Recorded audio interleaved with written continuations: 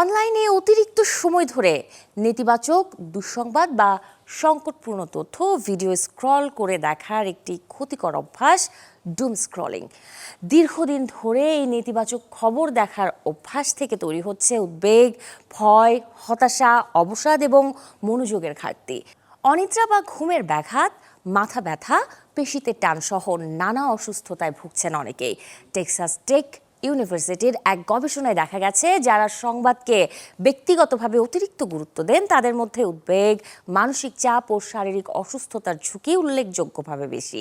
তাই এই অভ্যেস থেকে বাঁচার জন্য স্ক্রিন টাইম বা মোবাইল ব্যবহারের নির্দিষ্ট সময়সীমা নির্ধারণ করার পরামর্শ দিচ্ছেন বিশেষজ্ঞরা। সামাজিক যোগাযোগ মাধ্যমে কিন্তু অনেক ধরনের খবর দেখি বা নিউজ চ্যানেলে এবং নিউজ পেপারে অনেক ধরনের খবর দেখি, এবং এই খবরগুলোর মধ্য থেকে আমরা কিন্তু আকৃষ্ট হই বেশিরভাগ হচ্ছে ব্যাড নিউজ বা নেগেটিভ খবরগুলোর দিকে। সো এটাই হচ্ছে ডুম স্ক্রলিং। আমরা কিন্তু যে কোনো খবরই সামাজিক মাধ্যমে ঢুকলে দেখতে পাই। এখন সেখান থেকে বিশ্বাসযোগ্য কোনটা আর বিশ্বাসযোগ্য না কোনটা, যেটা অথেন্টিক কোনটা এবং অথেন্টিক না কোনটা, সেটা কিন্তু আমাদেরকে আগে যাচাই করতে হবে।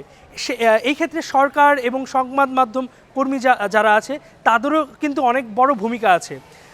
এবং সবচেয়ে বড় কথা হচ্ছে যে আমাদের পারিবারিকভাবে আমাদের পরিবারকে সময় দেওয়া, আমাদের বন্ধুবান্ধবকে সময় দেওয়া, কাজের ফাঁকে সবার সাথে একটু সময় কাটানো, এইগুলা কিন্তু আমাদের এই মানসিক সমস্যা থেকে অনেকটাই মুক্ত করতে পারে।